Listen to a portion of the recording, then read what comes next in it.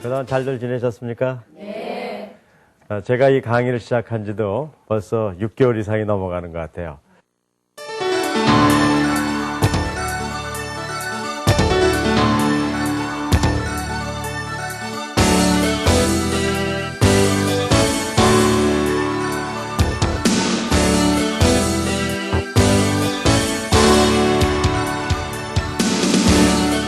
그동안에 제가 이 강의 시간을 통해서 우리가 한 번밖에 없는 우리 인생을 어떻게 하면 승리하면서 살 수 있는 것인가, 그 주제로 제가 쭉 얘기를 해왔습니다. 우리가 모든 사람들이 정말 한 번 사는 인생을 다 성공적으로 살길 원해요. 하지만 그렇게 성공적으로 산다는 것은 결코 쉬운 일도 아니고, 또 우리가 아이들을 기르면서 우리 자녀들도 성공적인 삶을 살길 원하지만 그것이 쉬운 일이 아니거든요. 그래서 우리가 이렇게 어렵긴 하지만 이것을 꼭 알고 내가 적용하고 우리 아이들 그렇게 가르친다는 건 참 중요한 것 같아요. 그래서 그 인간이 그 성공하는 그 중요한 비결로서 저는 5가지 중요한 요소들을 우리가 알고 익혀야 된다고 쭉 말씀드렸습니다. 그래서 제가 이 5가지 이야기 때문에 제가 하는 교육을 5차원 전면교육이라고 얘기하고 있는데, 오늘은 제가 그 5차원 전면교육을 잠깐 정리해 드리고 그 중에 아주 핵심적인 2번째 요소인 마음의 힘을 기르는 심력에 관한 얘기를 좀 드리도록 하겠습니다. 우리가 한 인간이요 갖고 있는 여러 가지 요소들이 있지만 그 중에 이제 가장 중요한 것이 우리가 지력이라고 얘기해요. 우리가 지적인 힘이 있어야지 이 세상을 살아갈 거 아니겠어요? 그래서 우리가 학교에서 가장 많이 가르쳐 주는 게 이건 것 같겠죠? 그래서 뭐 국어 공부도 하고 영어 공부도 하고 많은 지력들을 우리가 공부하고 있습니다. 하지만 인간은 이 지력만 갖고 살 수는 없어요. 우리가 또 한 가지 중요한 것이 있는데 그건 마음의 힘이라고 얘기하는 심력이에요. 아무리 뭐 공부를 많이 해도 매일 자신감 갖지 못하고 그런 사람들이 자기의 삶을 정말 성공적으로 살아갈 수가 없잖아요. 그 다음에 또 한 가지가 있습니다. 그거는 체력이에요. 우리가 공부도 많이 하고 또 아주 강한 마음도 가졌는데 어느 날 몸이 이렇게 상해져서 침대에 누워지면은 그 사람들은 침대에 누워있는 만큼만 살다 갈 수밖에 없거든요. 그 다음에 이제 자기 관리 능력이 있어요. 자기 관리 능력이라는 것은 한 인간이 자신이 갖고 있는 것을 잘 나눌 수 있는 그런 능력이 있어야 되고요. 또 한 가지는 인간관계라는 중요한 요소가 있습니다. 어떤 인간이든지 혼자 살 수는 없잖아요. 그렇죠? 그래서 좋은 관계를 이렇게 가질 수 있는 그런 힘들이 있어야 돼요. 그럼 이 지력이라는 것이요, 뭐 아까 공부 얘기했지만 좀 더 본질적으로 얘기하면요, 지력은 공부 잘하는 힘, 그렇게 얘기할 수는 없어요. 그런 것들이 포함되긴 하지만 본질적은 뭐냐면요, 참과 거짓을 구별할 수 있는 능력이에요. 이것이 진짜라고 그런다 그러면요, 아무리 공부를 잘해가지고 좋은 학교를 나오고 좋은 직장을 가졌지만 만약에 그 사람이 거짓말만 따라간다 그러면 그 사람은 지력이 있는 사람입니까? 없는 사람입니까? 없는 사람이에요. 하지만 그런 사람이 지금 많습니까? 적습니까? 너무나 많아요. 그러니까는 뭐 공부를 많이 하고 그런 것만 갖고는 지력이 될 수 없다고요. 국민학교 겨우 나온 사람이지만 지혜롭게 그 삶을 정말 참을 쫓아서 사는 사람들을 우리가 발견할 수 있잖아요. 그 사람들이 정말 지력을 가진 사람들이에요. 그래서 우리가 여태까지 이제 지력 훈련들을 통해서 이 참과 거짓을 구별하는 우리가 훈련들을 그동안 해왔어요. 하지만 왜 심력이 필요하냐면요, 내가 참된 것을 내 마음속에 이제는 알고 배웠어요. 하지만 참된 지식이 많다 그래서 그 사람이 꼭 참된 사람이 되는가요? 그렇지 않아요. 말로는 참된 얘기를 많이 하면서도 거짓되게 살아가는 사람들이 있잖아요. 그 이유가 뭐냐면요, 내 속에 참된 것이 들어온다 하더라도 그것을 진짜 내 것으로 내면화시키지 않으면 안 돼요. 참된 것을 내 거로 만들어야 되거든요. 그래서 지식을 내면화시킬 수 있는 능력이 심력이에요. 그래서 오늘 특별히 제가 이제 심력에 대한 얘기를 드리려고 그러는데, 이런 힘들이 있어야죠. 뭘 할 수 있냐면 보이지 않는 세계를 볼 수가 있어요. 이 세상엔 꼭 보이는 것만 이 세상을 구성하고 있는 건 아니잖아요. 뭐 건물도 필요하고 재산도 필요하고 뭐 다 필요해요. 하지만 보이지 않는 것들이 우리를 구성해요. 부모와 자식 간의 사랑. 이게 깨지면 어떻게 돼요? 가정이 파괴되는 거란 말이에요. 그리고 예를 들어서 우리가 직장 생활을 한다 그러면은 직장의 동료들끼리의 신뢰감 이런 게 깨지면 뭐 무엇이 있겠어요. 여러분들 우리가 어떤 때는요 국가에 어려운 일이 있으면요 목숨을 걸고 국가를 지키잖아요. 왜 그래요? 보이지는 않지만 충성심 이런 것 때문에 한 국가가 유지되는 거란 말이에요. 그럼 보이지 않는 수많은 세계들이 있거든요. 그걸 잘 보는 사람이 진짜 현명한 사람이에요. 여러분들 혹시 아이들을 기를 때요. 아이들의 내재적으로 갖고 있는 보석 같은 그런 꿈들이 있어요. 그런데 그걸 발견하지 못하면은 그 아이들을 제대로 키워줄 수 없단 말이에요. 그래서 이런 힘들을 가져야 돼요. 오늘은 이런 힘들을 어떻게 갖는가를 좀 구체적으로 좀 공부해 보려고 그래요. 하지만요, 우리가 참된 것을 내면화해서요, 이제는 그것을 정말 충만하게 갖고 있어요. 하지만 이것이 실천되지 않으면 소용이 있을까요, 없을까요? 저는 어떤 사람이 나를 뭐 사랑합니다, 좋아합니다 하는 거 잘 안 믿어요. 왜 그러냐면요. 말로만 하는 거는 그걸 믿을 수 없는 거예요. 정말 그것이 진짜로 나타나려면 사탕이라도 하나 가져와야 된단 말이에요. 전 그래서 사탕이라도 하나 주면서 그런 얘기를 하면은 믿지만 아무것도 안 가져오고 나 좋아합니다 그런 거 안 믿어요. 제가 사탕을 좋아해서 그런 게 아니라 모든 것들은요. 중요한 그 내용들은 실제로 그것이 실천되어 있을 때 의미가 있단 말이에요. 여러분들 아이들을 참 사랑한다는 것들 이해해요. 부모님들이 아이들을 사랑하잖아요. 하지만 말로만 했을 때 어때요? 아이들이 오는 뭐가 있냐면 실망감들이 있어요. 선생님도 마찬가지라고요. 아이들을 사랑한다고 얘기를 하지만 선생님들이 그런 걸 보여주지 못할 때 실망하고 더 어려운 일이 생긴단 말이에요. 그래서 우리가 참된 것이 아무리 있더라도 그것이 뭐로 나타나야 돼요?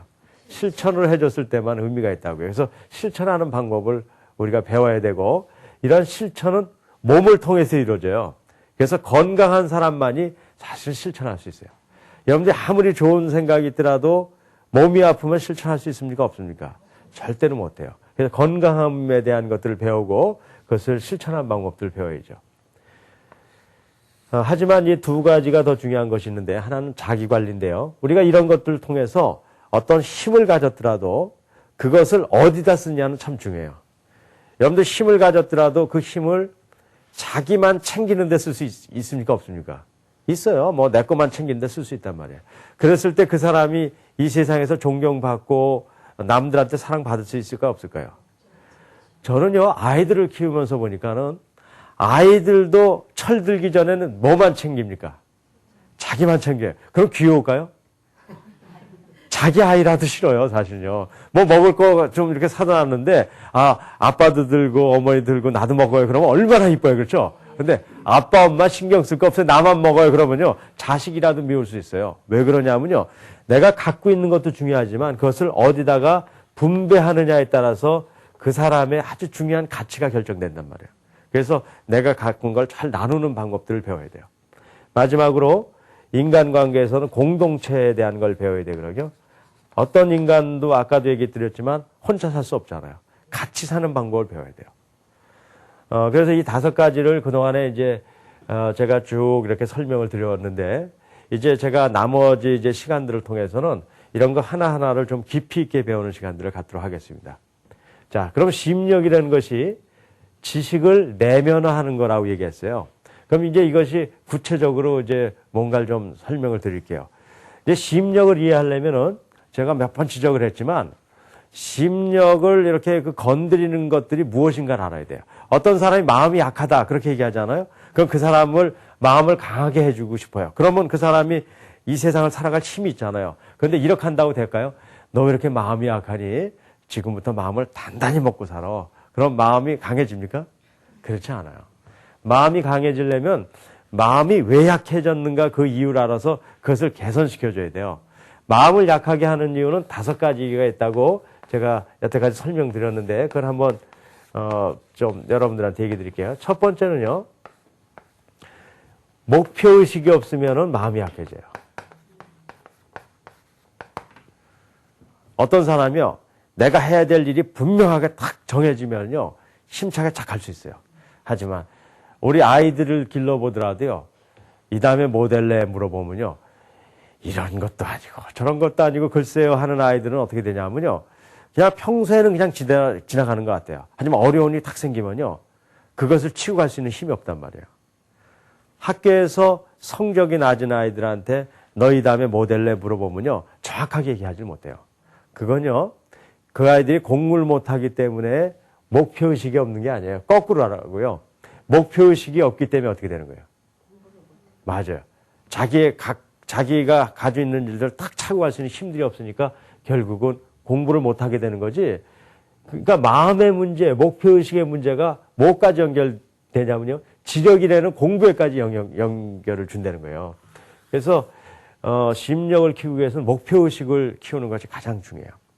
제가 지난 시간들을 통해서 목표의식을 키우는 방법은 이미 설명을 했습니다. 그건 뭐냐면 일생 고공표라는 거를 우리가 짜보기 시작해서 이걸 얻는 게 가능하다는 거예요. 일생 고공표라는 건 제가 살 일생을 한번 이렇게 목표를, 계획을 세워보는 거예요. 여러분들은 혹시 앞으로 살 일생에 대해서 계획을 세우고 살아가시는지 모르겠어요. 제가 이 일생 고공표를 그 전에 어떤 분들하고 모여서 했냐면요, 60 넘으신 분들하고 제가 이걸 한번 시작한 적이 있어요. 그런데 그분들이 굉장히 당황하더라고요. 60 넘은 한국 사회 같은 경우는 어떡합니까? 은퇴하잖아요. 그렇죠? 은퇴하면은 보통 이렇게 얘기하잖아요.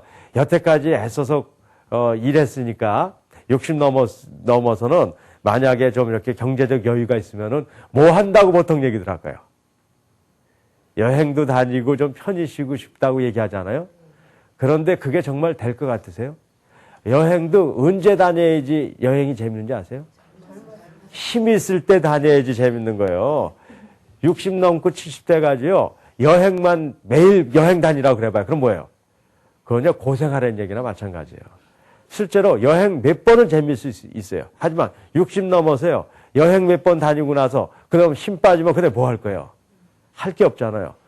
그렇게 인생을 살지 모르는 분들이요, 60 넘어서 해야 될 일들을 짜기 시작했어요.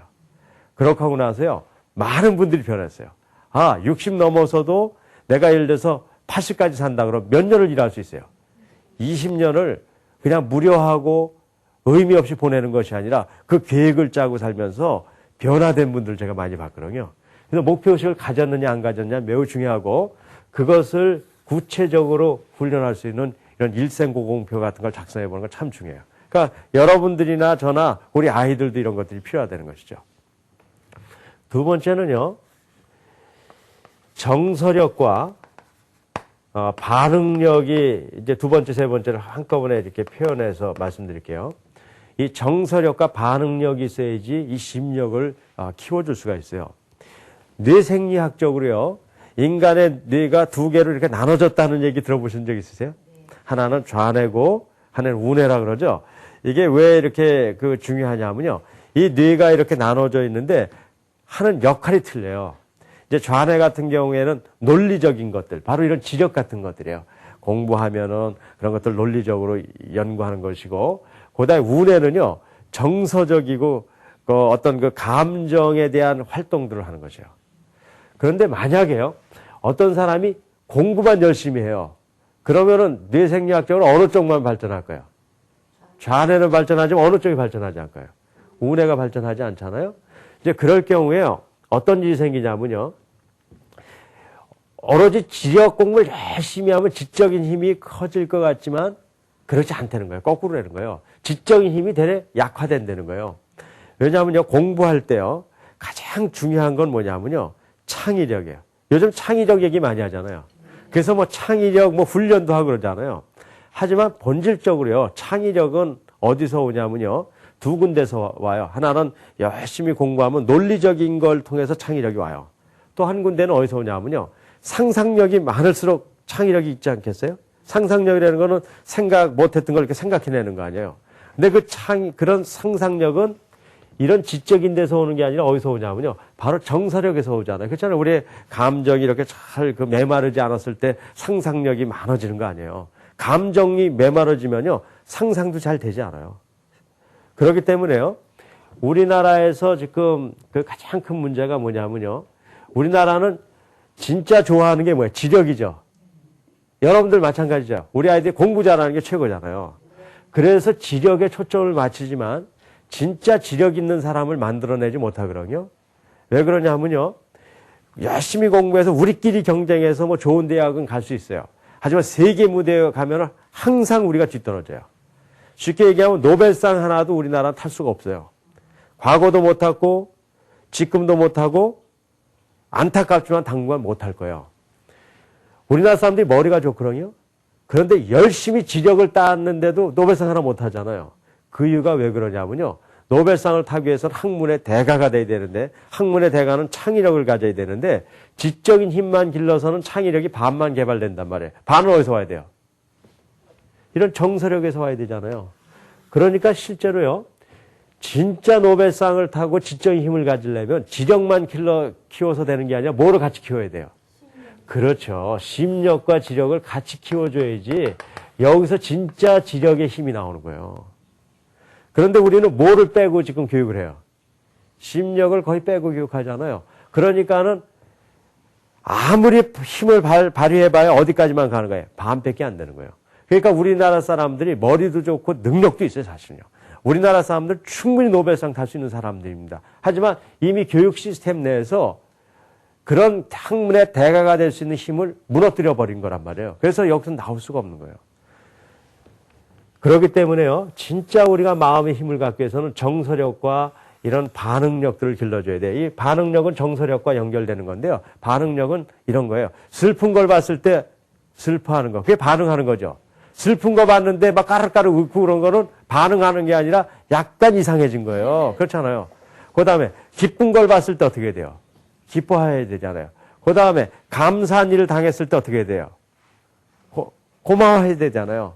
그런데 우리가 그런 것들 많이 깨져 있는 거 알고 있죠? 남이 기쁜 일 봤는데도 어때요? 막 배가 아픈 거야. 슬픈 일 보면은 겉으로는 그러지만 속으로 이런 사람도 있잖아요. 야, 잘 된 것 같다. 그렇게 우리 정말 나도 어떤 때 그런 마음이 느끼기도 한단 말이에요. 그 다음에 남한테 정말 고마운 걸 얻었음에도 불구하고 어떻게 해요? 고마움을 내가 표현하지 못한단 말이에요. 반응력이 없는 거예요. 이런 사람들은 마음의 힘이 약한 사람이라고요. 왜 그러냐면요. 제가 이 단어는 이 강의를 통해서 가장 좋아하는 단어이기 때문에 제가 여러 번 얘기한 단어예요. responsibility, 책임감이라는 뜻이거든요. 한 인간이요. 정말 인간으로서의 삶을 살기 위해서는 책임감을 가져야 돼요. 여러분들 결혼하고 나면요. 만약 남자라면 뭐로서의 책임감을 가져야 돼요? 남편으로서의 책임감을 가져야지 그 가정이 유지되는 거예요. 만약에 내가 아이를 낳았다 그러면 뭐로서 책임감을 가져야 돼요? 어른으로서의 부모로서의 책임감을 가져야 된단 말이에요. 내가 어느 회사에 취직했으면은 내가 그 회사의 한 그 직원으로서 책임감을 가져야 된다고요. 근데 이 책임감이라는 것이 어디서 나오냐면요. 이건 response, ability 여기서 나온 거예요. response라는 거는 반응한다는 거고요. ability라는 건 능력이에요. 실제로 진정한 책임감은 어디서 오냐면요. 반응하는 데서 와요. 슬픈 걸 보고 슬퍼했을 때 내가 그 사람을 도울 수 있는 책임감이 생기잖아요. 기쁜 걸 보고 기뻐하고 정말 감사한 거 있을 때 감사한 마음이 있을 때 책임감 있는 거거든요. 근데 우리가 이런 부분들이 약해져 있다고요. 그래서 제가 이 부분들은 과거에 쭉 안 해온 게 아니에요. 쭉 훈련을 제가 설명했습니다. 3분 묵상이라든가 이런 묵상 훈련들을 통해서 정서력과 반응력을 길러야 된다는 걸 제가 쭉 설명을 해왔어요. 네 번째는요. 마음의 힘에 특별히 중요한 건데 이건 이타심이에요. 이타심. 이타심이라는 것은 사람이 원래대로 하면은 누구만 챙기게 돼 있어요. 자기를 챙기게 돼 있잖아요. 여러분들 아무리 이렇게 우리가 이렇게 훈련을 많이 하더라도요. 궁극적으로 누구 걸 갖기 원하는 거예요. 다 내 거 챙기기 원한단 말이에요. 그거는요. 실제로 부모 자식 간에도 그럴 수도 있어요. 뭐가 있으면은 자기 거 챙기기 원한다고요. 형제끼리도 어때요? 자기 거 챙기려고 원하잖아요. 여러분들 자식들 잘 길러놓고요. 괜히 돈이나 많으면요. 문제가 심각해져요. 어떻게 돼요? 이제는 부모가 이렇게 만약에 세상을 떠나게 되면은 누가 재산들을 갖게 돼요? 자식들이 갖게 되잖아요. 그런데 전부 어떠길 원해요? 그냥 훈련이 안 된 사람은요. 전부 자기가 챙기길 원한단 말이에요. 그러니까 어떻게 돼요? 싸움이 되고 정말 동물 세계에나 있는 일 같은 일을 우리가 본단 말이에요. 그런데요. 그게 가장 힘을 약하게 한다는 거예요. 결국은 형제끼리 싸우는 이유는 왜 싸우게 돼요? 마음의 힘이 약하기 때문에 그런 거예요. 하지만 진정으로 강한 힘은 이타심에서 나오는데 이런 거예요.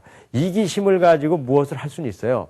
하지만 정말 어려운 일이 생겼을 때 그걸 이길 수 있는 힘은 이타심이란 말이에요. 예를 들어서 국가가 어려운 일이 생겼는데 나가서 막 목숨을 거는 사람도 있어요. 왜 걸까요? 내 가족과 내 민족을 생각하는 사람은 그걸 뛰어넘어서 생명도 걸 수 있는 힘이 생긴단 말이에요. 그래서 이타심을 길러줘야 돼요. 그래야지 강한 사람이 생겨요.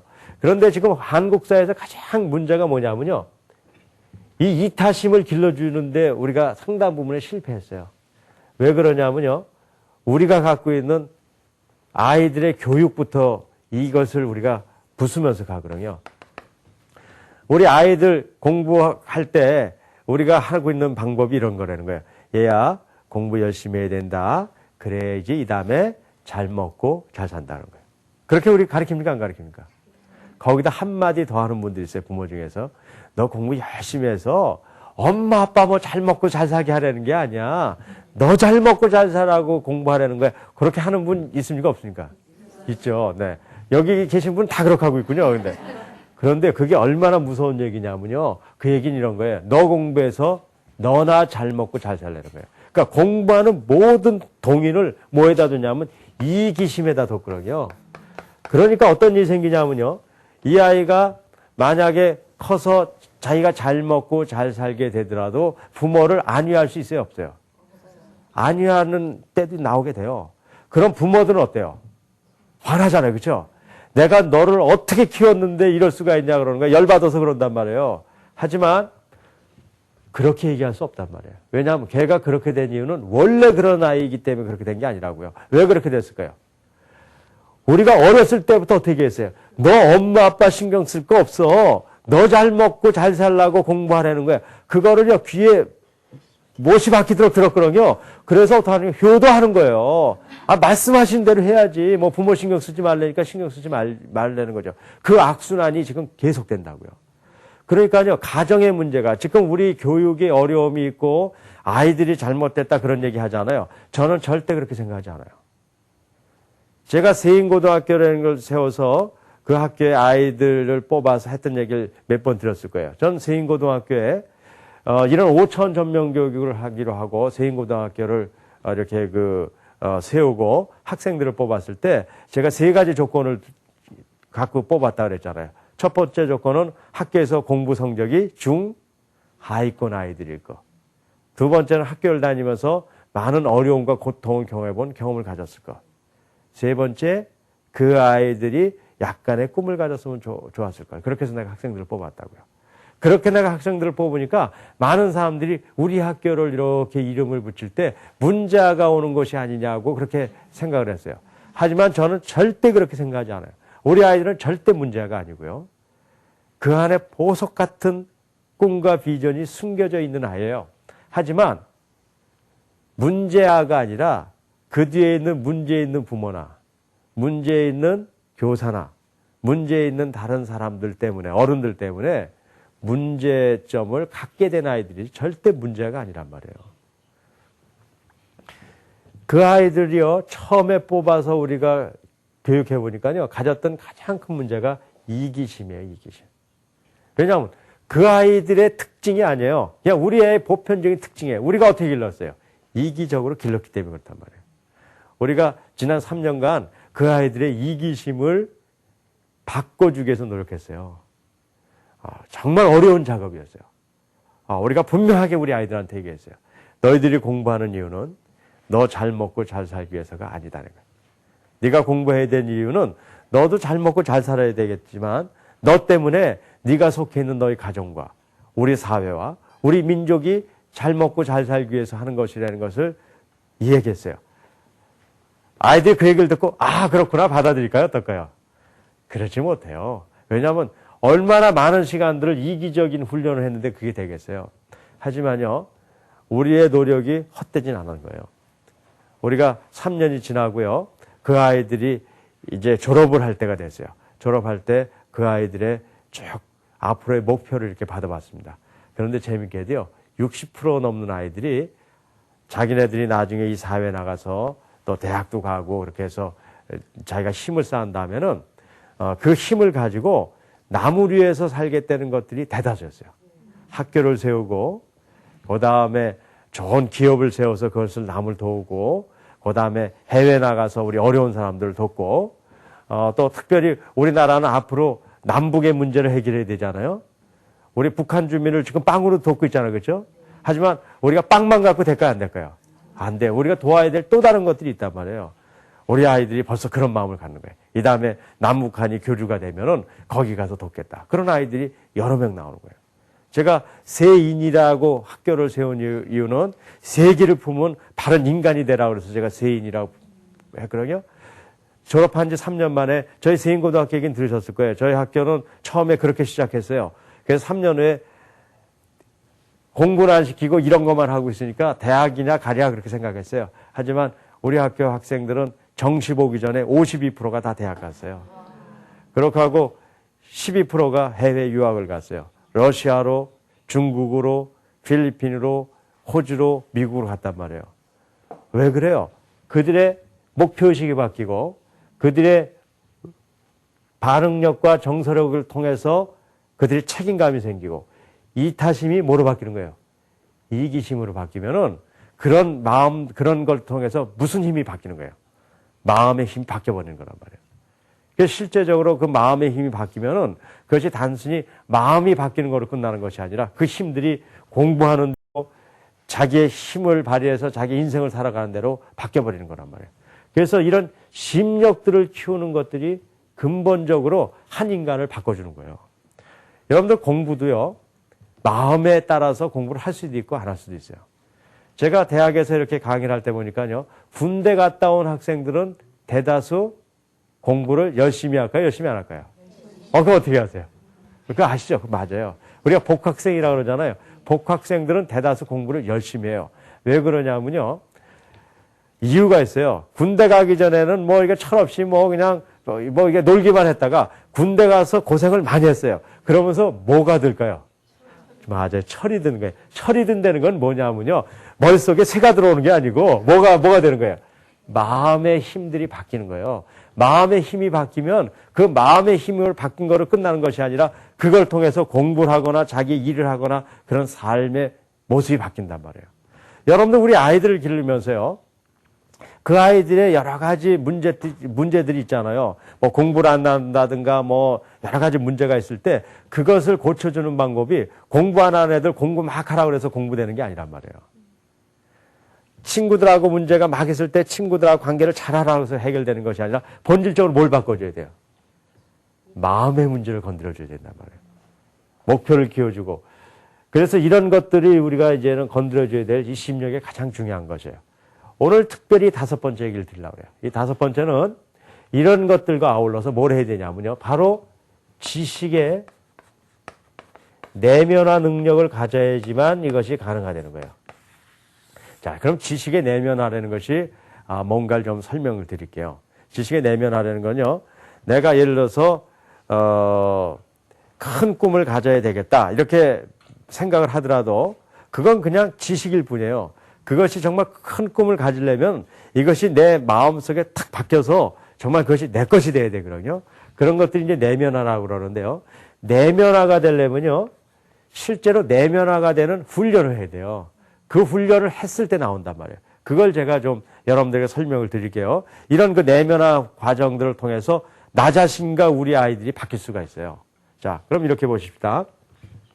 첫째, 이제 내면화 하려면요, 지식의 재배열이라는 것을 이해해야 돼요.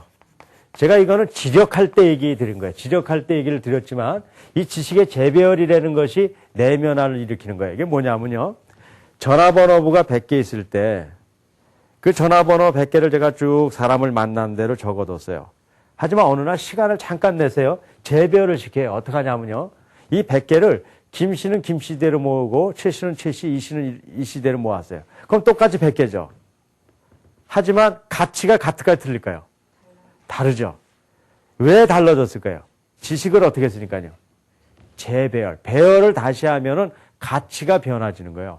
그러니까 이게 굉장히 중요한 원리인데, 어떤 우리한테 머릿속에 들어온 지식을 그냥 가만히 놔두고 있으면은요, 가치의 변화가 없어요. 그런데 이것이 변화되려면 어떻게 돼요? 이것이 재배열화돼야 돼요. 그럼 어떻게 해야지 재배열화되는가를 알아야 돼요. 재배열은 어떤 때 일어날까요? 이건 어떤 때냐면요. 생각하고요. 조금 더 하면 영어로 메디테이션이라고 그러고요. 뭐 묵상한다고도 얘기해요. 이 재배열은 이 지식을 생각하고 묵상할 때 생기는 거예요. 바로 이런 것들이 심리학이 아주 중요한 요소거든요. 그러니까는 어떤 지식을 배웠을 때요.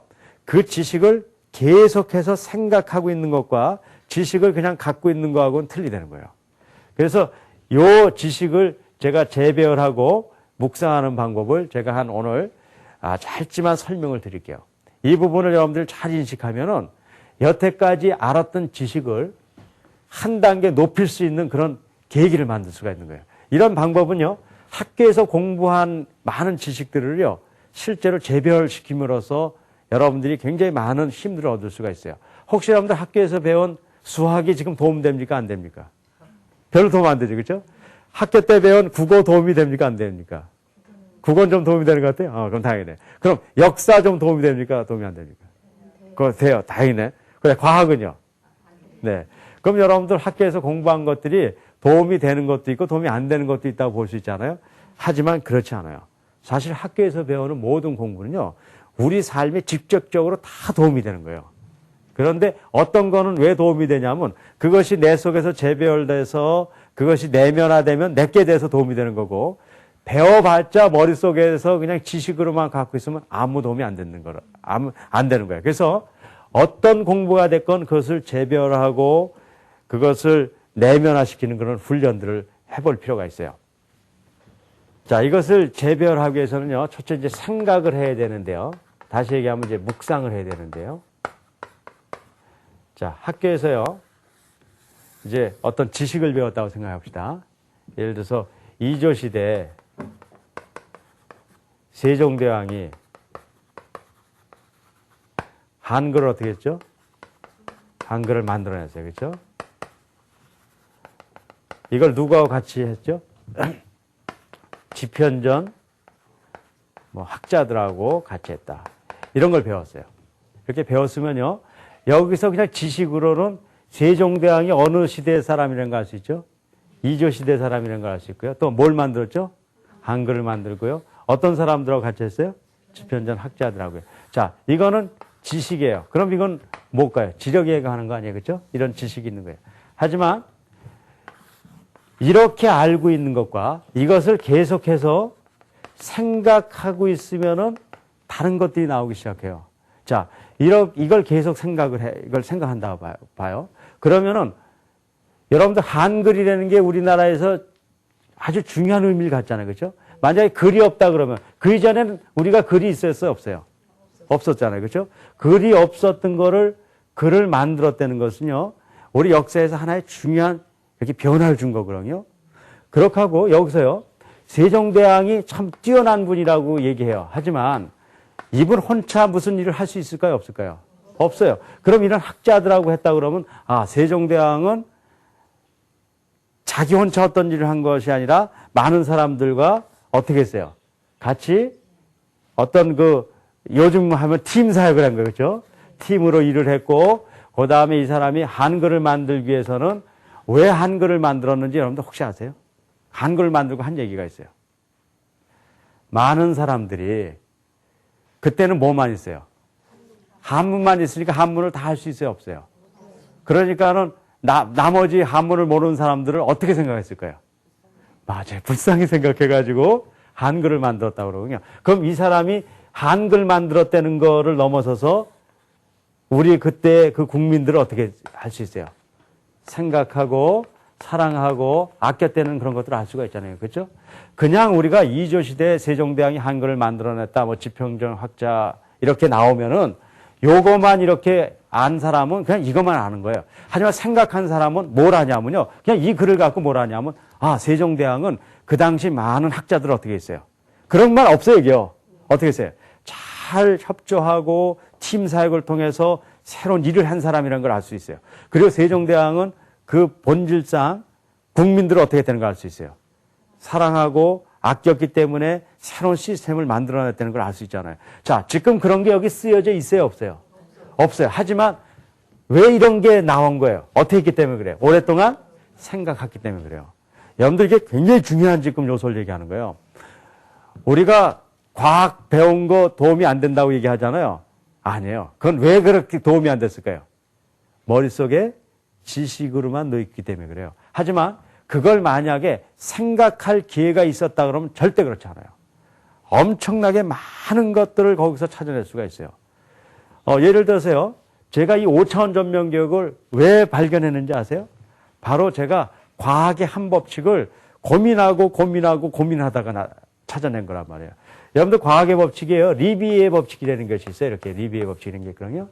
물통이 있는데 물통에 물을 가득 채울 수 있어요. 나무 조각으로 만든 물통이 있는데 그런데 이 사람의 발견은 이거예요. 이 중에 한 조각만 부러져도요. 요로 물이 새서 물을 다 채울 수 없다는 거예요. 이거 너무나 당연한 거 아니에요? 너무나 당연한 거 아니에요? 하지만요. 저는 여기서부터 이걸 깊이 생각하고 나서 너무 중요한 걸 발견한 거예요. 아, 이 얘기는 거꾸로 얘기하면은 물통이 되건 사람이 되건 어떤 사람이 되건 자기의 능력을 최대한 발휘하기 위해서는 하나만 부러져도 어떻게 된다는 거예요? 다른 거 열심히 해놓은 게 소용이 없다는 거예요. 바로 이거예요. 왜 이 지력만 훈련해서 안 되는지 아세요? 인간은 지력만 있는 게 아니라 심력도 있고 이렇게 지력, 심력 이렇게 있잖아요. 겉에 보기엔 지력은 많이 발전됐지만 심력이 깨져버리면요. 실제로 내 인간에 담는 물통은 여기밖에 안 찬단 말이에요. 그러니까 지력을 아무리 해봐야 힘을 발휘할 수 있어요, 없어요? 이걸 발휘하는 힘은 뭐로 올리는 밖에 없어요. 심력을 올린 만큼만 어떻게 돼요? 물이 차이는 거예요. 여러분들 이거 그냥 리비의 최선량의 법칙이라고 얘기하면 아무것도 아닌 거예요. 하지만요, 이걸 놓고 생각하면 어떤 일이 생기냐면요. 내 삶에 어떤 것이 필요하고 그것이 연결되는가를 알 수 있단 말이에요. 결국은요, 이 심력이 아주 중요한 것은요, 한 사람이 살아가는데 뭐 하면서 살아가야 된다는 거예요. 생각하면서 살아가야 된다는 거예요. 여러분들 아이가요, 어떤 문제가 생겼어요. 그래가지고 사고를 냈어요. 그랬을 때 생각 없을 때는 만약에 그 아이가 친구를 이렇게 크게 이렇게 해서 다치게 했어요. 그러면은 생각 없으면은 우리는 뭐로 풀어야 돼요? 야단치고 그 아이하고 관계를 우리가 풀라고 얘기할 거란 말이에요. 하지만요, 혹시 이렇게 생각해 볼 수 있지 않겠어요? 그 아이가 그렇게 가서 친구하고 싸운 이유가 친구의 문제가 아닐 수도 있다는 거 혹시 아세요? 왜 그랬을 수도 있어요? 맞아요. 엄마한테 야단 맞고 그냥 가서 화나서 싸울 수 있단 말이에요. 그러니까 그 아이의 친구의 문제를 해결하려면 뭘 풀어야 돼요? 엄마와 아이 간의 관계를 풀어야 돼요. 근데 그걸 찾아내는 방법, 뭐 하는 방법밖에 없어요? 생각하고 묵상하는 방법밖에 없단 말이에요. 제가 이 얘기를 왜 드리냐면요. 우리의 교육의 많은 훈련이 바로 이 부분이 없기 때문에 이런 어려움이 생긴다는 걸 얘기 드리려고 그러는 거예요. 제가 독서할 때 이런 방법을 택하라고 여러 번 강조한 바가 있는데 이걸 제가 다시 한번 말씀드리려고 그래요.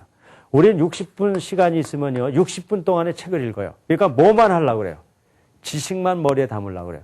그렇게 하지 말라는 거예요. 몇 분을 읽냐면 40분을 읽으라는 거예요. 그럼 얼마나 시간이 남아요?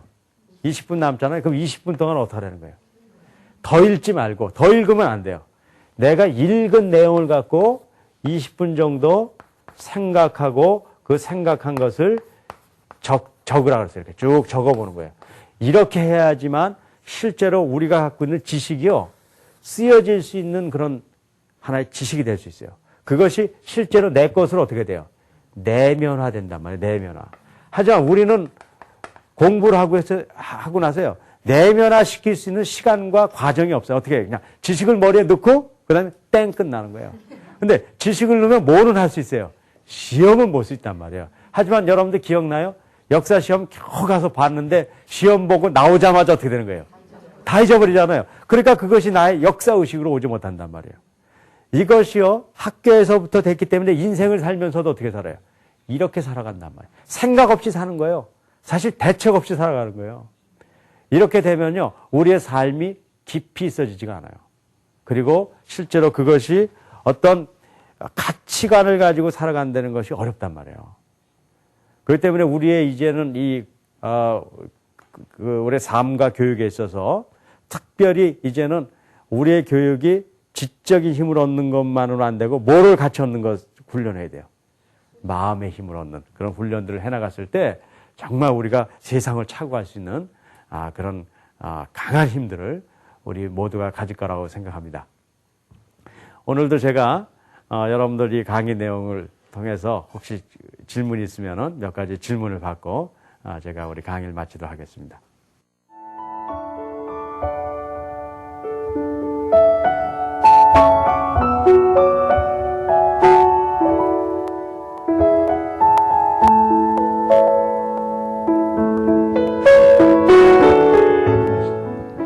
저희 아이는 책 읽는 건 굉장히 좋아하거든요. 근데 책을 읽고 나서 독후감으로 한번 표현을 하라고 그러면 독후감을 어떻게 쓰느냐고 잘 못하겠다고 말을 하거든요. 어떻게 하면 독후감을 잘 쓸 수 있을지 말씀 좀 해주세요. 네. 어쨌든 먼저 우리 아이가 책을 좋아한다니까 참 좋네, 그렇죠? 왜냐하면 일단 책을 좋아한다는 거는 지식을 이렇게 입수할 수 있는 그런 훈련이 잘 돼 있는 건데, 이제 독후감을 쓴다는 거는 어떻게 보면 이렇게 발표할 수 있는 능력이거든요. 근데 이제 발표할 수 있는 능력은 말을 잘하거나 글을 잘 쓰는 거로 되는 건 아니고, 아까 말씀드린 대로 머릿속에 이렇게 생각들이 잘 정리돼야지만 글을 쓸 수가 있어요. 어떤 사람 말은 잘하는데 글을 못 쓰는 경우가 있잖아요. 왜 그러냐? 말과 글은 조금 차이가 있어요. 왜냐하면 이제 말은 그냥 나오는 대로 할 수 있지만 글을 쓰려면 앞뒤가 어떻게 돼요? 맞아야 된다고요. 논리적이고. 그렇기 때문에 생각이 많이 필요한 것이에요. 근데 난 그 아이가요, 독후감을 못 쓴다고 생각하진 않아요. 못 쓰는 게 아니라, 재미없어서 그럴 수도 있다고요. 굳이 독후감을 써야 될, 필요도 느끼지 않고 그럴 수가 있거든요. 그래서, 억지로 독후감을 쓰게 할 필요는 없어요. 하지만 초기에는 어떻게 하면 되냐면요. 자기가 이렇게 읽어본 거를 한번 정리해서 이야기를 하게 해보는 거예요. 그렇게 해보면 그거는 아이들이 부담 없이 얘기할 수 있거든요. 근데 처음에는 많이 얘기하기가 어려워요. 왜냐하면 아무리 많은 지식이 들어오더라도 생각하는 훈련이 안 되면 조금밖에 얘기 못 한다고요. 하지만 시간이 흐를수록 재밌어요. 할 얘기가 많아져서요. 어떤 때는 5분 책 읽었는데 50분 얘기하는 사람도 있어요. 그게 이제 지식의 재배를 통해서 자꾸 가치가 재창조되는 거거든요. 그런 것들을 훈련한 다음에 어느 시기가 되면 이렇게 글을 쓰게 하면 될 거라고 보고요. 아까 말씀드린 대로 한번 말로 들어보는 시간을 갖고요. 어쨌든 책을 잘 읽는 자녀를 가진 거는 축하드립니다. 혹시 다른 분 또 질문 있으면 한번 좀 들어보도록 하겠습니다. 우리 아이가요, 마음의 상처를 받은 적이 있거든요. 그래서 박사님께서 그 마음의 상처를 잘 치유할 수 있도록 설명해 주십시오. 예. 네. 참 어려운 질문이에요. 그죠? 왜냐하면 이 마음의 상처라는 거는 여러 가지 통로를 통해서 오는 것 같아요. 그래서 마음의 상처가 있는 거를 치유할 때는요, 그 상처를 치유하는 것보다 그것이 어디서부터 왔느냐라는 것이 참 중요해요. 어떤 경우에 아이들이 자기가 가진 상처를 그대로 얘기하지 못하는 경우가 대다수예요. 여러분들도 혹시 마음에 상처가 있을 때 그 원인을 정말 솔직하게 얘기하기가 쉽습니까? 어렵습니까? 정말 어려워요. 되게 이렇게 속이잖아요. 그렇죠? 하지만 이제 부모 입장에서 아이들이 어디서 온 건가를 알아낼 수는 있어요. 하지만 그러기 위해서는 생각을 많이 해봐야 됩니다. 아까 제가 강의 중에서도 얘기했지만 친구 관계에 문제가 있다고 해서 친구 관계에 문제가 아닐 수 있다는 건 항상 생각해 봤으면 좋겠어요. 저 근본적으로 제일 먼저 오는 거는 부모라고 생각해요. 왜냐하면 아이들이 제일 먼저 상처받을 수 있는 그 첫 번째는 어디입니까?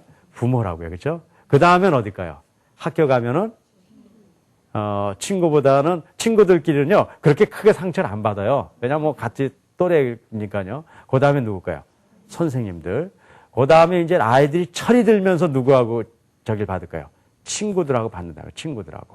친구들한테 아주 철이 안 들 때는 싸운다고 그래가지고 그 상처 입어가지고 그런 거 무서워서 어떻게 해요. 하지만 어느 정도 나이가 들면 친구로부터 상처를 입거든요. 그래서 그런 원인을 잘 알아가지고 그것을 이제 치유해야 되는데요. 치유하는 방법은 여러 가지가 있겠지만 제일 중요한 것은요. 참고 이렇게 믿어주는 거예요. 저는 그게 가장 중요한 거라는 걸 알았어요. 아이들이 그것이 회복될 때까지 너는 분명히 그것이 회복되고 이길 수 있다는 것을 옆에서 믿어주고 사랑해주는 한 그 아이들은 삐뚤어 나가지 않습니다.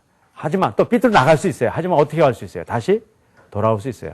하지만 그 사람을 믿어준 사람이 하나도 없을 때 그 사람이 다시 돌아오기는 너무나 어려워요.